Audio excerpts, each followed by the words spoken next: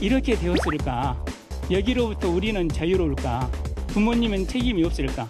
교과서 잘 가르치면 애들 문제 잘 풉니다. 선생님이 딸립니다.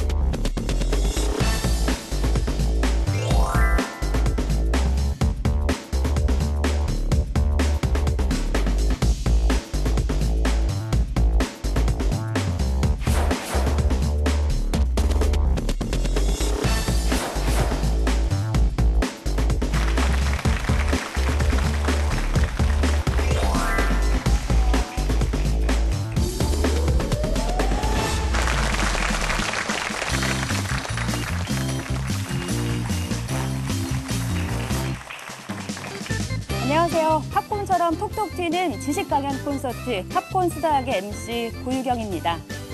2009년 교육 개정 과정의 일환으로 작년이죠. 2013년부터 스토리텔링 수학 교과서가 도입돼서 각 학년군별로 적용되고 있습니다. 다들 알고 계실 텐데요. 그 어느 때보다도 학부모의 역할이 참 중요한 그런 때입니다. 혹자는 수학 교육의 가정교육 시대가 열렸다 이런 얘기도 하는데요. 그렇다면 어떻게 해야지 우리 아이 수학교육 참 잘 시켰다 이렇게 소문이 날까요? 궁금하시죠?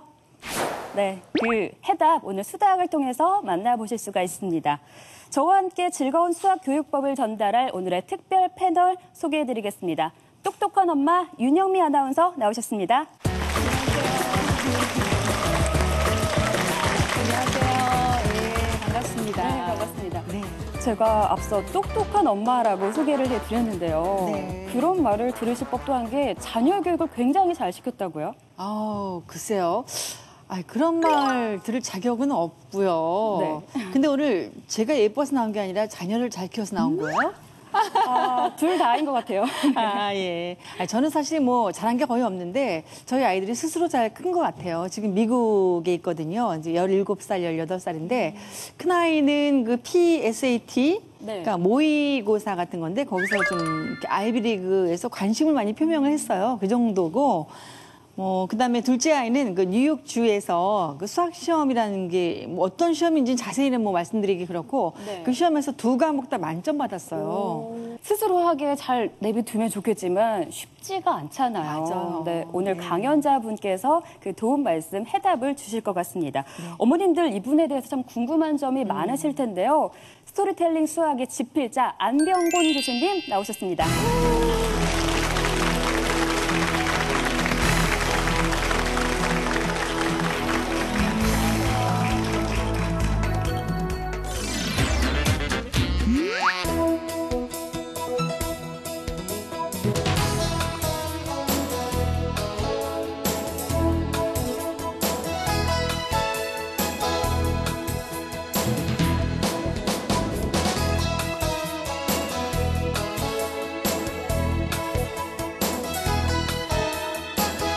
학부모님들이 가장 많이 하는 질문은 어떻게 하면 내 자녀가 수학을 잘하는지 방법을 알려달라는 것입니다.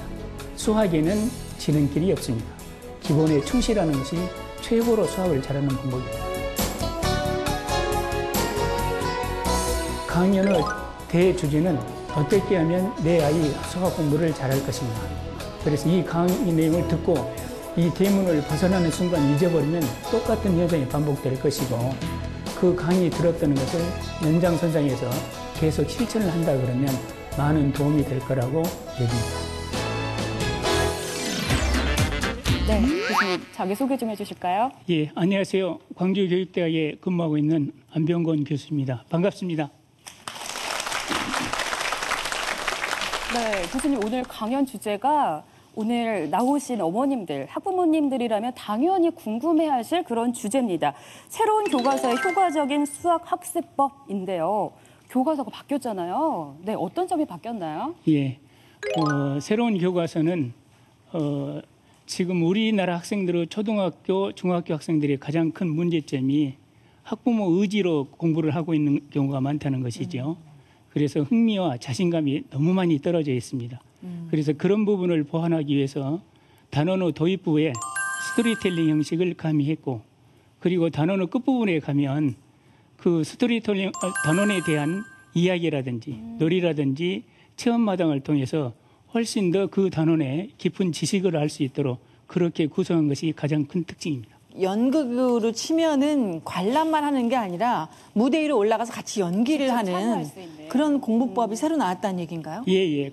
선생님들이 가장 큰 변화는 수학적 과정이라 그래서 문제 해결, 추론, 의사소통을 반드시 활용할 수 있도록 그런 점이 가장 큰 특징입니다. 네, 정말 그래요? 궁금해지는데요. 오늘 강연을 통해서 그 내용 들어볼 수 있는 거죠, 교수님? 예, 한번 새로운 교과서에 대해서 여기 오신 어머님들이 많은 도움이 될 수 있도록 한번 좋은 자료를 보여드리도록 하겠습니다. 네, 참 기대가 되는데요. 그럼 지금부터 스토리텔링 수학교육 전문가 안병곤 교수님의 강의 들어보도록 하겠습니다.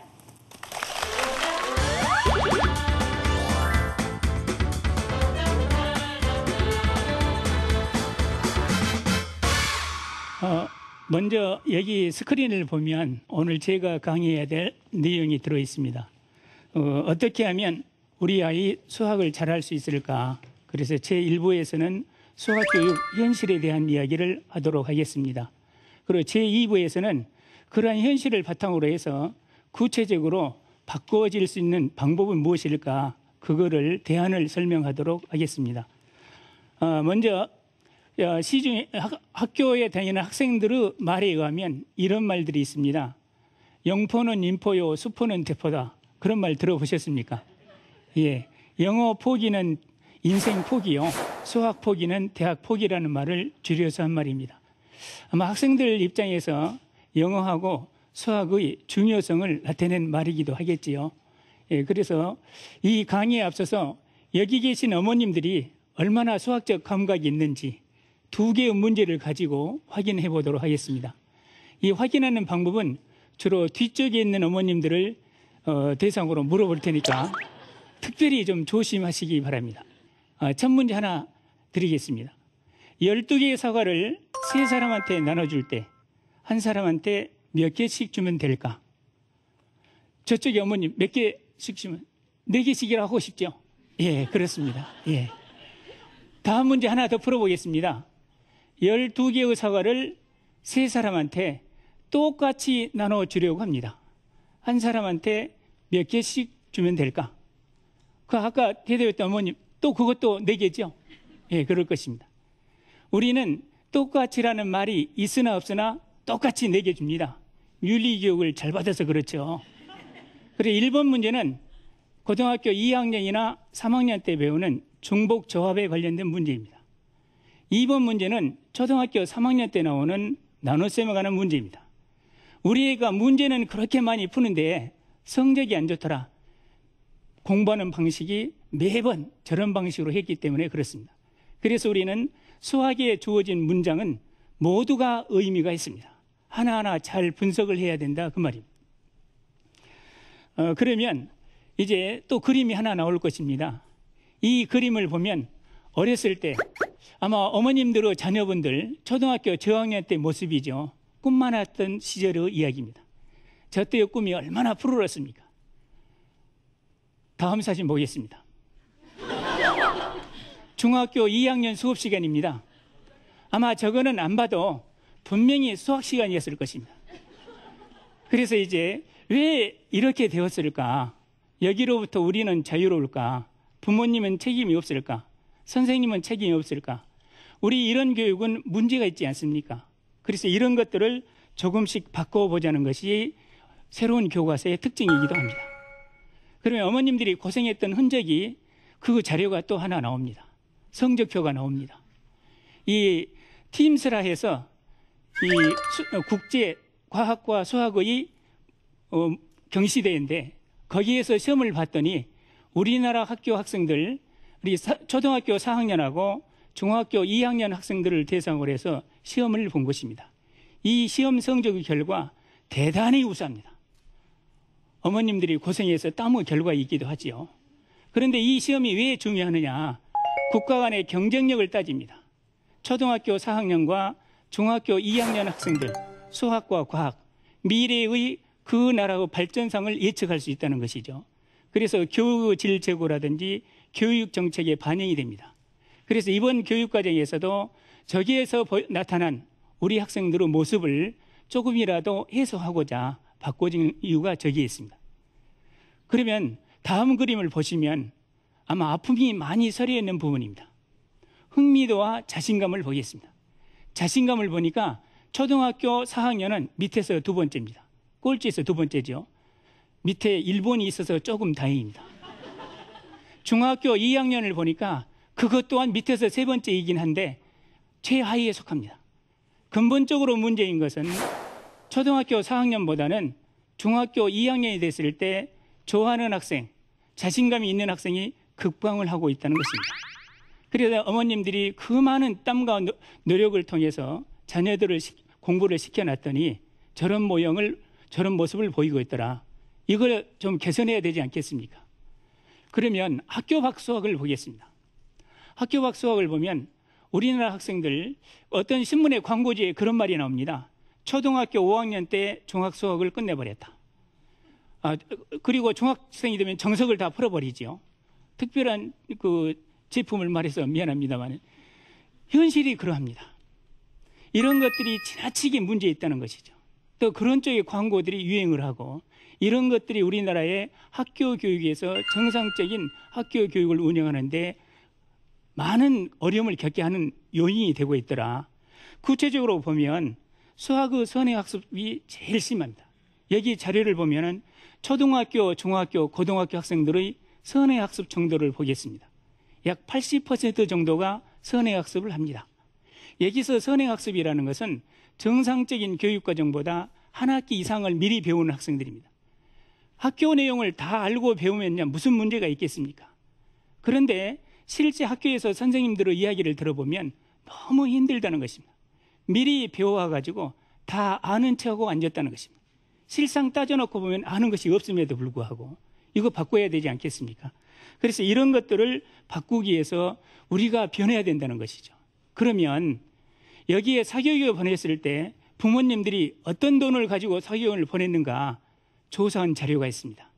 그 자료를 보면 노후 대비 45%, 문화생활 28%, 건강관리 11%, 즉 부모님의 미래를 담보해서 85%를 전략하고 미래를 담보해서 자녀들의 사교육을 시키고 있더라. 그러니까 그분들이 노인이 됐을 때 사회 문제가 되지 않습니까? 애들이 대책을 세워주지 않으니까 방법이 없는 것이죠. 그래서 이것은 또한 사회 문제화가 되어버리기도 한 것입니다. 그래서 이것 또한 개선해야 되지 않을까. 그러면 이런 선행학습이 어떤 문제점이 있는가? 오죽 했으면 학회에서 이런 논문을 발표한 분이 있겠습니까? 그 자료를 보면 선행학습에 지나치게 들어있는 학생들의 특징을 보면 수학의 원리나 개념의 이해보다는 문제 푸는데 정형화된 문제풀이에 집중. 맨날 문제만 풀고 있는 것이죠. 과정을 무시하고 결과만 따지고 있는 것입니다. 그것이 문제입니다. 두 번째로서는 학습 원리를 충분히 이해하지 못합니다. 왜 그렇게 됐어? 그러면 그리고 아무 말도 하고 싶지 않다는 것이죠. 물어보면 압니다. 세 번째로서는 지나친 문제풀이로 해서 질려버립니다. 그리고 호기심이나 창의성이 없어집니다. 네 번째로서는 정말 공부 잘하는 학생의 특징은 복습을 잘하는 것입니다. 왜 복습을 잘해야 공부를 잘하냐? 기억력이 강화됩니다. 그러니까 맨날 문제만 풀고 있으니까 복습 시간이 없어지는 것이죠. 그래서 이런 것들이 문제가 되더라. 그래서 이번에 9월 달부터서는 학교에서 선행학습 금지를 법으로 정하지 않았습니다.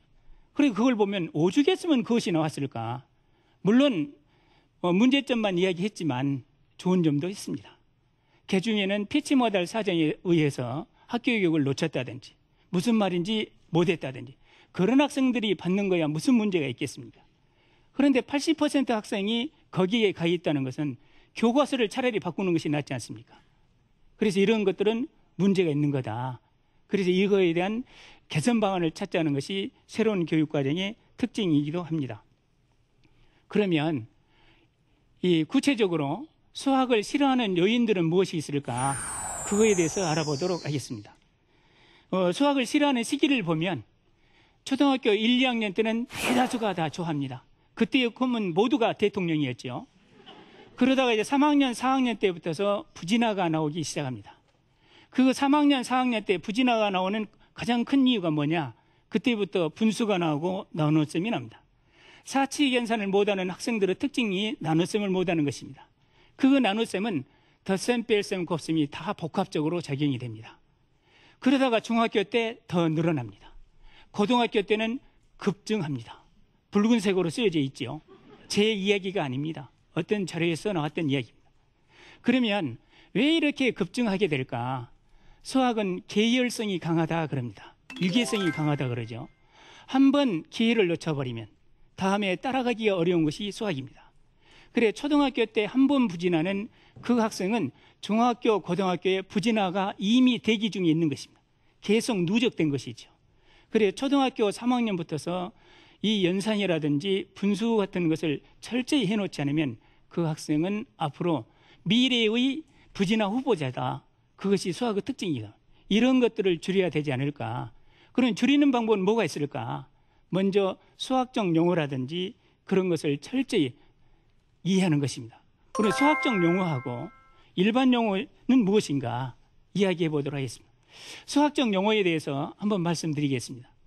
아마 여기 있는 어머님들이 초등학교 수학, 중학교 수학, 고등학교 수학 다 배우셨겠죠. 어머님 초등학교 수학 그러면 얼른 떠오르는 건 뭐 있습니까? 그거 별로 떠오르는 거 없습니까? 예. 초등학교 수학 시간에 대표적인 그 수학적 용어. 예. 덧셈, 나눗셈. 예. 저는 분수가 떠오릅니다. 분수도 모르면서 분수에 맞지 않게 문제를 풀고 있는 거죠. 중학교 그러면 중학교 수학의 대표적인 용어는 뭐가 떠오릅니까? 방정식. 예. 저는 중학교 3학년 때 나오는 인수분해가 그렇게 고급스럽게 들렸습니다. 어떤 분들은 그러더라고요. 피타고라스 정리라고. 다시는 듣지 않으려고 했는데 미안하기도 합니다. 예. 고등학교에서는 어떤 용어가 제일 먼저 떠오릅니까? 미적분. 고급스럽게 들리지 않습니까? 예. 그럼 우리는 문제를 풀어갈 때 분수가 무엇입니까? 인수분해가 무엇입니까? 미적분이 무엇입니까? 그 뜻도 모르면서 문제를 풀고 있는 것입니다. 마치 이것은 무엇을 의미하느냐? 우리가 영어 문장 해석할 때 단어 뜻 모르고 해석할 수 있습니까? 틀리려면 뭔 짓을 못하겠습니까? 수학 마찬가지입니다. 수학에서 쓰고 있는 이런 것들을 수학적 용어라 그럽니다. 이 수학적 용어라는 것은 함축적인 의미가 많이 포함되어 있어서 굉장히 어렵죠. 추상적이라 그럽니다. 그러면 이러한 수학적 용어를 잘하는 방법이 뭐냐? 교과서를 철저히 하는 것입니다. 그래서 교과서에 제시된 하나의 예를 들어보겠습니다. 여기에는 어머님들이 다시는 또 듣고 싶지 않는 부분이 하나 나왔습니다. 함수, 팔로 파불고 싶었죠. 예. 우리 함수에 들어가 있는 용어, 정의역, 공역, 함수. 왜 이렇게 굵은 글씨로 써놨을까요? 중요하니까. 중요한 것은 어찌해야 됩니까? 외워야 되지요. 이런 것들은 수학적 용어를 바르게 하는 것입니다. 정말 유능한 선생님들은 이런 것들을 잘해줍니다. 제가 중학교 3학년 선생님도 해봤고 고등학교 2, 3학년 주로 많이 가르쳐 봤습니다.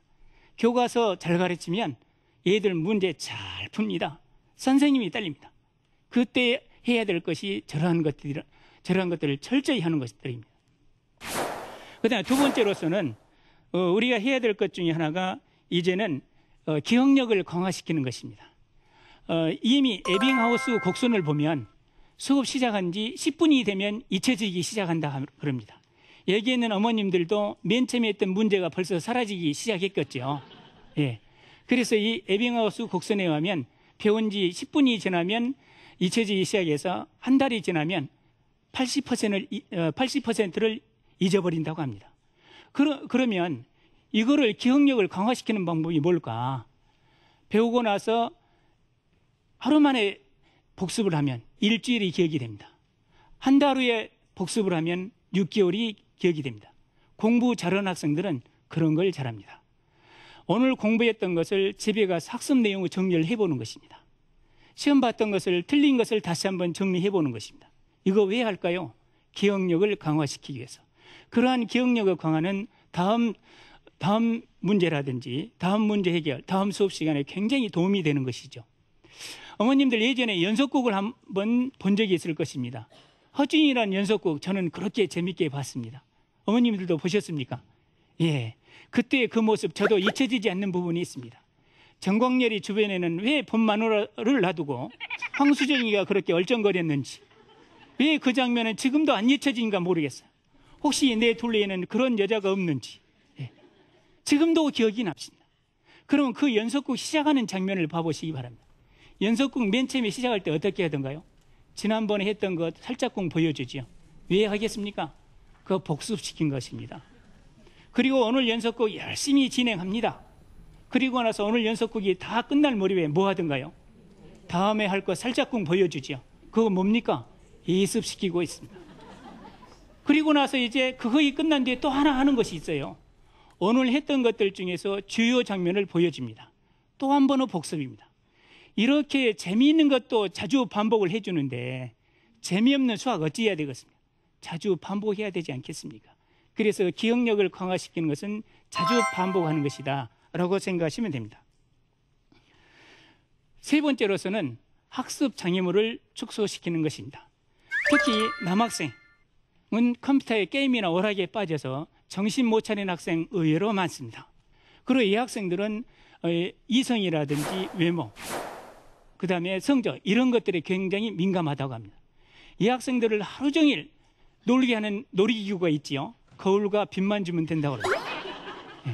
이런 것들이 학습 장애물이 됩니다. 그래서 이런 것들을 줄일 수 있도록 해야 됩니다. 특히 오늘날에는 게임이라든지 그 컴퓨터 교육, 컴퓨터에 관련된 것들이 학교 교육뿐만 아니라 수학 교육에 많은 문제가 발생되고 있습니다. 왜 발생이 되느냐? 절대 오랫동안 생각하지 않습니다. 클릭만 하면 모든 것이 나오지 않습니까? 생각을 싫어하죠. 그래서 우리는 클릭 세대라 그럽니다. 수동적 인간을 만드는 것이 수학이라는 것이죠. 여기 계신 그 어머님들이 학교 다닐 때 수학은 어떤 과목이었습니까? 참고 인내하는 거지 않습니까? 요즘 애들 참지 않습니다. 시대의 환경도 그러합니다. 이런 것들을 줄일 수 있도록 해달라는 것이 공부를 잘하는 방법 중에 하나라는 것이죠.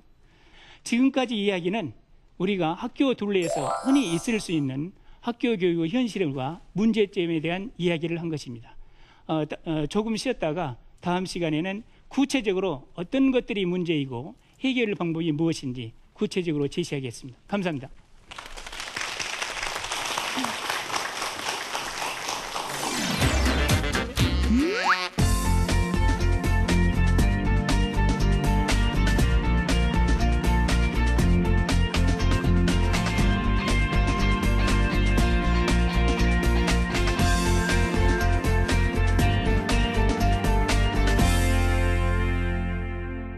네, 지금까지 안병곤 교수님의 일부 강연, 우리나라 수학교육의 현실에 대해서 들어봤습니다. 뭐 다들 알고는 계셨을 거예요. 저도 그 과정을 경험을 했고 좀 답답한 느낌이 드는데 윤영민 씨 어떠셨어요? 저는 참 반성을 많이 했어요. 그러니까 예습 복습을 많이 해야 된다 이런 얘기는 정말 어려서부터 너무 많이 들어왔는데 알면서도 저도 선행학습에 참 아이들을 이렇게 달달 볶았거든요. 네. 남들 다 하니까 괜히. 근데 그것보다는 복습이 더 중요했구나. 복습을 제가 많이 놓친 것 같았어요. 네, 그리고 맞아요. 이제 여기 보니까 뭐 이성 간의 문제, 컴퓨터 뭐 이런 거 저희 아이도 그렇거든요. 가로수길에 자기 애인은 아니고 이제 사귀는 뭐 여자친구 팔찌, 커플 팔찌 이런 거 사러 나가자. 그럼 저는 그런 그 질문할 때 아니 이놈 자식이 무슨 이렇게 하면 아이들이 마음을 셔터를 닫을까봐 속으로만 우라가 치밀어도 그냥 같이 나가서 팔찌 사고 막 어우, 그렇게 좋은 했거든요. 엄마시네요. 네. 근데 그것이 그렇게 뭐 이렇게 좋은 부모의 태도는 아니었지 않았나? 그런가요? 그런가요, 교수님? 적절하게 그 시기에 네. 그 이성을 모르는 것 또한 문제입니다. 네. 지나치다는 것이 문제죠. 그럼 잘한 건가요? 예. 제가 보기에는 매우 바람직해 보이는데. 그런 건가요? 부러워요. 맞아요. 저는 부러워요. 그래서 여자친구를 좋아한다 그러길래 어머 나 엄마는 네가 게이가 아닌 게 너무 다행이다. 예, 괜히 막 그렇게 좀 제가 좀 오버하지 않았나 싶기도 하고. 근데 제가 어렸을 적에 이렇게 이런 선생님을 만났더라면 얼마나 제가 수학을 잘했을까. 포기하지 않고 수포자가 되지 않고 참 아쉽네요. 왜 이렇게 네. 늦게 나타나셨어요? 그러니까요. 네. 이제 수학교육의 현실을 확인을 했으니까 이제 해결 방법을 찾아봐야 되겠죠. 어떻게 하면 내 아이에게 올바른 수학 공부법을 가르쳐 줄 수 있는지 그 실천편 이제 들려주실 거죠? 예. 네, 2부 강연에는 어떤 내용이 준비되어 예. 있나요? 2부에서는 학생들이 흔히 보일 수 있는 오류, 그 오류들에 대해서 구체적으로 해결 방안, 그런 것들을 설명해 드리도록 하겠습니다. 네, 박수로 맞아보겠습니다.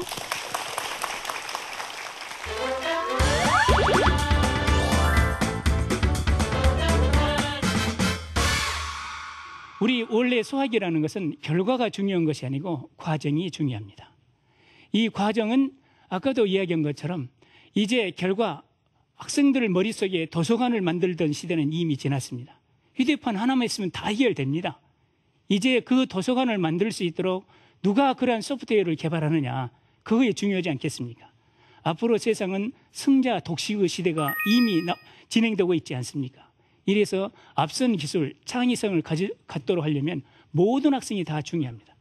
그래서 미국의 이 수학교사협의회인 NCTM에서 수학적 과정, 수학을 지내는 과정 매우 중요시 여기서 5가지 기준을 정했습니다.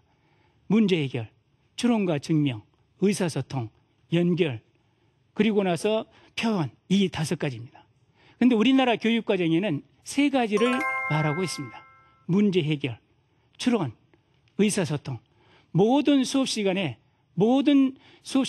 이 3가지 활동이 반드시 일어나야 됩니다. 과정에 중점을 두자는 것이죠. 그래서 이 3가지의 구체적인 실천 방안은 무엇일까? 그거에 대해서 설명해 보도록 하겠습니다. 먼저 새로운 교과서는 어떻게 되어 있는지 그림을 보도록 하겠습니다. 단원별 전개 과정입니다. 맨 처음에 단원 도입부가 있습니다. 이 도입부는 6쪽으로 되어 있습니다. 아까 제가 말씀드린 것처럼 우리나라 학생들이 팀스나 피사의 성적 결과 너무 자신감이나 흥미도가 떨어지기 때문에 그거를 보완하는 방편으로 초등학교 수학에서 이 단원에 관련된 재미있는 수학으로 6쪽으로 구성을 했습니다. 그리고 나서 이제 예전에 했던 것처럼 차시별 수업이 진행됩니다. 수업이 끝나고 나면 그 단원을 공부를 얼마나 잘했는지 단원평가가 되지요. 그리고 문제 해결을 합니다. 그 문제 해결은 단원에 관련된 내용을 중점적으로 하려고 노력했습니다. 그리고 마지막 부분에서는 이 단원과 관련된 재미있는 이야기는 없을까? 또 놀이는 없을까? 체험할 수 있는 것은 없을까? 이런 걸 통해서 흥미도라든지 자신감을 높이려고 했습니다. 그러면 구체적으로 단원 도입부 그림을 한번 보도록 하겠습니다. 단원 도입부는 6쪽으로 되어 있습니다. 이 6쪽을 보고 이 단원에서 무엇을 가르칠 수 있을까라는 것이 떠올라야 됩니다. 그래서 아마 이 부분이 어머님들이 생각하시기에 상당히 어려울 줄도 모릅니다. 그렇지만은 깊게 생각하면은 이 단원에 관련된 전체적인 내용을 아우르고 있으니까 한번 조금만 더 공부하시면 지도하는 데 도움이 될 거라고 생각합니다. 다음 그림을 보시면 이제 본차시, 예전에 했던 것과 같은 수업이 진행되는 것들이죠. 우리는 차시별 수업이라 그럽니다. 초등학교 수업은 40분입니다. 40분에서 맨 처음에 도입부에서는 생각열기를 합니다. 이 생각열기라는 것은 단원 전체에서 도입했던 스토리텔링을 반영한다든지 아니면은 특별하게 조그마한 주제를 잡아서 한다든지 그런 형태로 생각열기, 이 생각열기 자체가 조그마한 문제 해결이 됩니다. 그러면 그러한 학습 주제에 따라서 이 주제를 어떻게 해결할까라고 생각한 것이 활동 1, 2, 3이 있습니다. 이 활동 1, 2, 3을 선생님 혼자 하지 말라는 것이죠. 반드시 학생을 참여시켜라. 참여시킬 때 어떻게 참여시키냐? 아까 말씀드렸지 않습니까? 이 문제 해결 방법 어떻게 할까? 학생들하고 토의하라는 것입니다. 문제가 나왔을 때 어떻게 해결할까? 너가 한번 이야기해봐. 추론하라는 것이죠. 그럼 네 생각은 어떻게 생각해? 그렇게 해서 의사소통하라는 것이 있지 않습니까? 그래서 우리가 이런 것들도 수학적 표현이라든지 또는 연결성을 통해서 다 해결이 됩니다. 그래서 구체적으로 어떤 것들이 수학적 과정에 해당되는지 그런 5가지를 보여드리겠습니다. 혹시 어머님들이 이 5가지 사항만 오늘 기억해 두시면 자녀들 교육하는데 지금까지 교과서하고 아주 다른 면을 찾을 수 있을 것입니다. 그러면 이제 먼저 이제 여기 자료를 보면 여기 제시된 문제가 하나 있지요. 어떤 학생한테 263을 써보라 그랬습니다. 그랬더니 이렇게 썼습니다. 어쩌면 내 자녀일지도 모르죠. 그래서 263, 저 학생은 200하고 60하고 3을 나란히 붙여놨습니다. 이 학생이 뭘 모르냐? 200 더하기 60 더하기 3은 263이라는 것을 모른다는 것이죠. 그러면 이런 학생들한테는 어떻게 지도를 해야 될까? 200에 해당되는 조작 교구판을 활용하면 됩니다. 200, 100판이 2개 있고 신막대가 6개 있고 낱개로 3개 있다. 구체물을 놓고 이거를 숫자로 표현하고 숫자로 놓고 구체물로 표현하면 263이라는 것을 합니다. 이거를 철저히 이해한 학생들은 받아 올림과 받아 내림에 절대 실수하지 않습니다. 학생들이 받아 올림 23 빼기 5를 했을 때 2에서 내리면 2가 내려오지 왜 20이 내려오냐 그랬을 때 할 말이 없지 않습니까? 이 학생들은 십진법의 개념에 흔들려 있다는 것이죠. 그런 학생들의 특징은 맨날 문제만 풀고 있는 것이죠. 구체물을 통해서 이 구체물의 결과 십진법의 개념을 형성할 수 있도록 해주는 것이 가장 좋은 방법이다. 이렇게 해결을 하시라는 것입니다. 문제를 하나 더 내보겠습니다. 2분의 1 더하기 3분의 1이 있습니다. 가장 많이 틀린 답이 뭘까요? 혹시 어머님 2분의 1 더하기 3분의 1 가장 많이 틀린 답. 이 문제는 제가 여러 군데 다니면서 강의했는데 답이 유일하게 통일되는 것입니다. 2분의 1 더하기 3분의 1 가장 많이 틀린 답 5분의 1. 그렇게 했으면 얼마나 좋겠습니까? 분모는 분모끼리 분자는 분자끼리. 그래서 그 학생한테 물었습니다. 왜 5분의 2냐 라고 했더니 이 그림을 보면 칸이 5칸이 있습니다. 그리고 2칸 색칠해졌습니다. 그러니까 5분의 2라고 합니다. 자녀분이 이렇게 설명했을 때 어머님은 뭐라고 대답하시겠습니까? 아무 말도 하고 싶지 않겠지요. 이유는 묻지 않고 또 합니다. 통분해야 돼. 통분. 공통분모 만들어야 돼. 그래서 학생은 이유도 모르고 통분을 합니다. 통분하는 이유를 설명하는 것이 수학이지 통분한 다음에 하는 것은 그거는 기계가 할 일입니다. 그래서 통분을 했습니다. 그 다음 그림을 보면 통분한 그림이죠. 예, 2분의 1은 6분의 3이 되고 3분의 2는 6분의 2가 되고 합쳐서 12칸 중에 5칸 색칠이 되었습니다. 그래서 그 학생은 또 12분의 5라고 했습니다. 이 학생 또 어찌해야 되겠습니까? 이 학생이 흔들려 있는 것은 4학년에서 흔들려 있기 때문에 그렇습니다. 그래서 공부를 잘하는 학생들은 앞뒤 관계를 잘합니다. 앞에 배웠던 학생을 우리는 흔히 선수학습이라 그럽니다. 다음에 배울 것을 후속학습이라 그럽니다. 그럼 어머님들이 설명할 때 어떻게 설명을 하셔야 되냐 하면 어제 어머님이 피자 한 판을 사놨다. 동생이 3분의 1 먹고 너가 3분의 1 먹어라. 그럼 모두 얼마 먹었냐? 그거는 절대 틀리지 않습니다. 우리 학생들은 돈이나 먹을 걸로 하면 틀릴 가능성이 굉장히 낮아집니다. 그래서 4학년 때 이미 3분의 1 더하기 3분의 1은 3분의 2라고 배웠거든요. 그랬을 때 분모를 통일했을 때 계산이 가능하다는 것을 배운 것입니다. 그런데 5학년 때 2분의 1 더하기 3분의 1을 분모를 같게 한다는 것은 또 잊어버린 것입니다. 그것이 복습의 필요성이기도 합니다. 그래서 어머님들은 4학년 때 흔적을 다시 한번 되새겨주면 그 학생은 충분히 이해하게 된다라는 것들이 됩니다. 그러면 이제 두 번째로서는 수학적 추론에 대해서 설명하겠습니다. 여기 문제가 또 하나 나갔습니다. 너무 문제를 많이 내서 미안합니다. 그런데 수학 선생님 문제 안 내고는 할 일이 별로 없지 않습니까? 여기 문제를 보면 관역판이 있습니다. 이 관역판에다가 6번의 화살을 쐈습니다. 그랬을 때 나올 수 있는 점수가 아닌 것은 그랬습니다.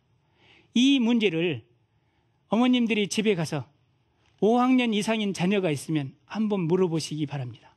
물어봤더니 그 애가 대답을 잘하더라. 그러면 아빠를 닮은 것입니다. 대답을 못하더라. 그러면 엄마를 닮은 것입니다. 그래서 절대 나무 탓을 하시면 안 됩니다. 여기에서 그 애가 설명할 때 어떻게 설명하겠습니까?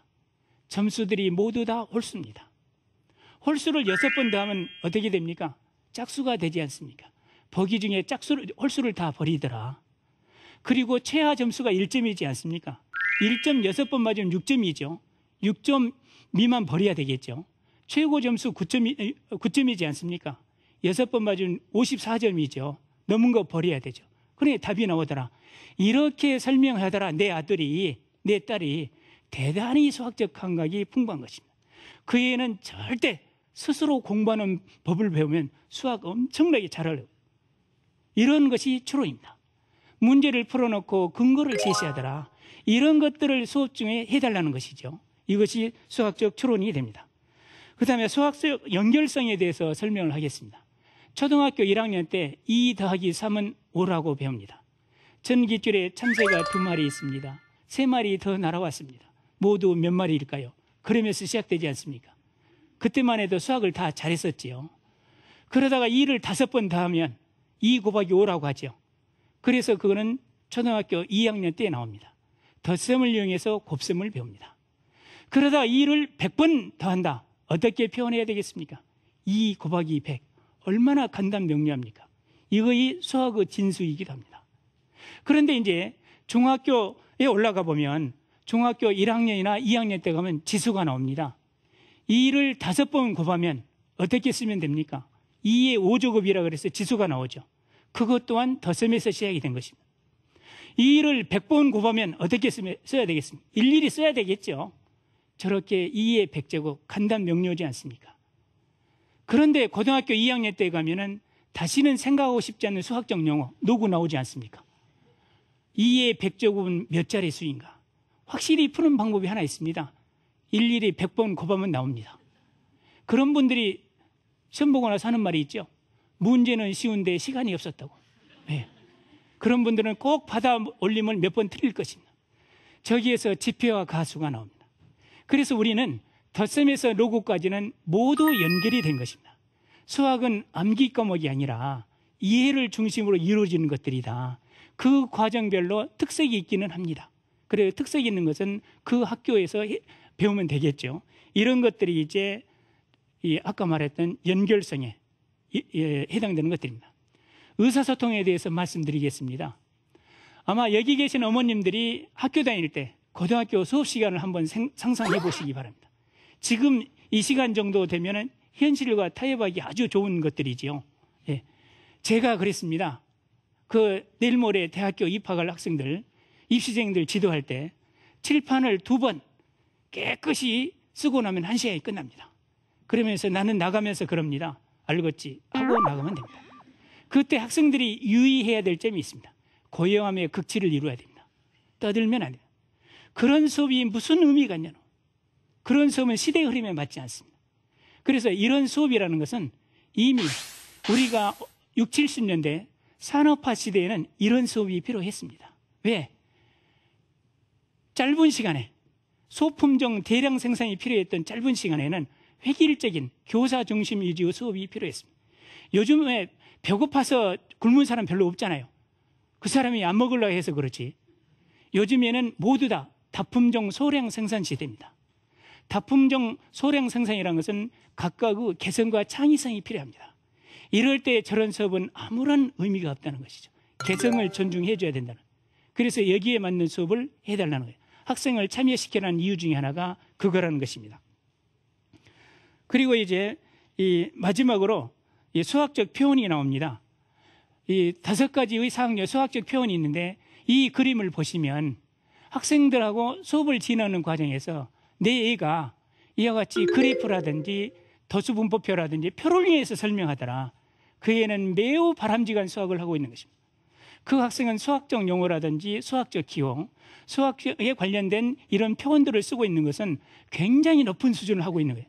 이런 것들이 수학의 깊이를 깊게 합니다. 이런 수업이 진행될 수 있도록 해달라. 아까 제가 말씀드린 거 한 번만 더 반복하면 수학적 과정에는 현행 교육 과정에 3가지가 있다고 그랬습니다. 첫 번째 뭐라 그랬습니까? 학습 주제에 따른 문제 해결이 필요하다 그래요. 2번째는 추론이 필요해요. 왜 그러냐? 3번째는 뭐라 그랬어요? 의사소통. 선생님은 혼자 하지 마라. 같이 함께 하자. 근데 외국에서는 2가지가 첨가됩니다. 연결성. 우리는 여기서 연결성을 말 안 했지만은 그 3가지에 다 포함이 되어 있습니다. 또 하나 표현이 있는 것입니다. 이 3가지 활동을 제대로 하는 것이 새로운 교육과정의 핵심이기도 합니다. 반드시 실천될 수 있도록 하시면 그 학생은 분명히 수학을 잘할 거라고 생각을 합니다. 이때 이 4개의 단계는 제 이야기가 아니고 조지 폴야라는 유명한 수학자 이야기입니다. 그분은 모든 학생들의 수학을 너무 잘 가르쳐가지고 그 사람이 가르쳤던 방법이 세계적으로 하나 유행이 돼버린 것입니다. 그래서 문제 해결의 4단계. 아무리 어려운 문제를 하더라도 첫 번째 있죠. 문제 이해 단계. 이 말이 뭔 말이냐. 어떻게 풀어야 되는가. 그리고 계획 수립. 식을 세워라. 3번째는 뭐합니까? 계획을 실행, 식을 풀어라. 네 번째는 다 맞추더라고요. 네 번째는 뭐 하겠습니까? 반성 검토 단계죠. 반성과 검토 단계가 아주 중요합니다. 답이 나왔을 때 끝나는 것이 아니라 또 다른 문제의 시작이다. 이런 인내심을 초등학교 3학년 이상부터 일어난다 그러면 그 애는 공부 습관이 굉장히 좋은 쪽으로 길러질 것이다.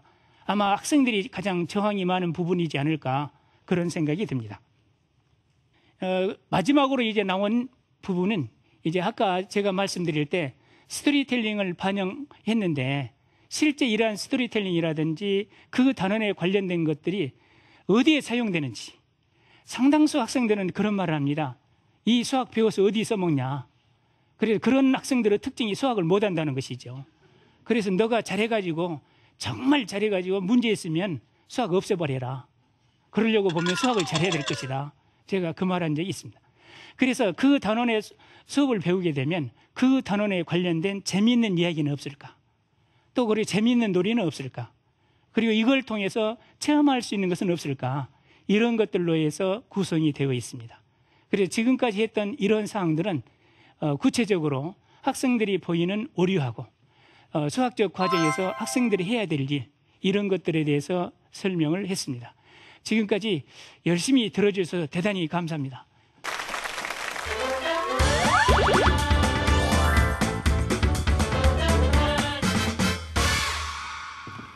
네, 교수님 강연 참 잘 들었습니다. 마지막에 해주셨던 말씀이 기억에 남는데요. 수학이 능동적인 참여가 가능한 그런 즐거운 학문으로 발전하기를 저도 참 바라는 마음입니다. 무엇보다 학부모들의 역할이 가장 중요할 텐데요. 윤영민 씨, 청중들의 질문 한번 받아볼까요? 네, 그럴까요? 궁금하신 점 많을 것 같아요. 우리 왜 이 공부 상담 이런 것도 요즘 굉장히 비싸더라고요. 그렇죠? 그러니까 오늘 굉장히 좋은 기회인 것 같은데 나 이거 안 물어보면 오늘 정말 후회할 거야 하는 질문 혹시 있으신가요? 예, 선생님 말씀 아주 잘 들었고요. 많은 도움 되겠고요. 저도 애가 이제 중학교 3학년, 초등학교 5학년 두 아이의 엄마인데, 그러니까 열심히 시키고 본인들도 열심히 하려고 하는데 왜 그 실수가 있잖아요. 그러니까 뭐 다른 과목에서도 근데 이제 수학 같은 건 잠깐만, 그러니까 문제 이해력이나 뭐 연산 같은 거 살짝만 해도 실수인데 왜 실수라고 그냥 치부하기에는 왜 실수도 실력이다라고 이제 다른 분들께서 말씀도 하시면서 그런 부분을 어떻게 잡아줘야 되는지 그게 제일 제가 안타깝고, 그러니까 다 알고 가서 어려운 문제는 풀어오는데 엉뚱하게 이상한 데서 한번 삐끗, 예, 그렇게 해도 그러니까 그래요. 굉장히 그러니까 속상하고 저도 속상하고 아이도 이제 그러니까 그런 부분을 어떻게 좀 잡아줘야 되는지 그게 제일 걱정이었거든요. 빈번한 실수는 실력입니다. 그래서 실수는 한두 번이고 그 학생들의 특징 중에 하나가 절대 풀이보다는 머릿속으로 세만할 가능성이 높습니다. 반드시 수학은 절차를 밟아야 됩니다. 아까 문제 해결의 4단계가 힘들고 어렵겠지만 그런 것들이 몸에 비했을 때 정말 어렵고 힘든 문제를 스스로 해결한다는 것이죠. 또 하나는 중학교 3학년 수학이 너무 중요합니다. 거기에는 아마 어머님들도 다시는 듣고 싶지 않는 단원들이 있어요. 삼각비, 피타고라스 정리, 원과 비례. 학생들이 엄청 싫어하는 부분입니다. 교과서가 중학교 3학년 수학 교과서가 그처럼 잘 된 부분은 없습니다. 그래 그 부분도 철저히 좀 마스터해서 아마 실수 그런 것들을 잘하면 실수가 줄어들지 않을까. 그래 정 실수가 반복되면 벽에다 붙여놓으라 하십시오. 아침 저녁으로 볼 때마다 미안해서라도 다음에 실수 안 할 거 아니겠습니까? 정말 예, 공부 잘하는 학생은 그렇게도 합니다. 그 틀린 문제를 그렇죠. 붙여놓으라고요? 예. 오, 네, 저도 괜찮은 오늘 방법이네요. 궁금증이 해결됐네. 저희 아이도 몰라서 틀리는 게 아니라 문제를 덤벙거리면서 잘 못 읽는 거예요. 그래서 틀려오는 경우가 많아서 굉장히 속상했는데 네. 그 틀린 문제를 붙여놔라. 이거 굿 아이디어인데요. 내 아이가 수학과 가까워지기를 바라는 마음 여기 계신 청중분들 그리고 학부모님들 다 같은 마음이실 겁니다.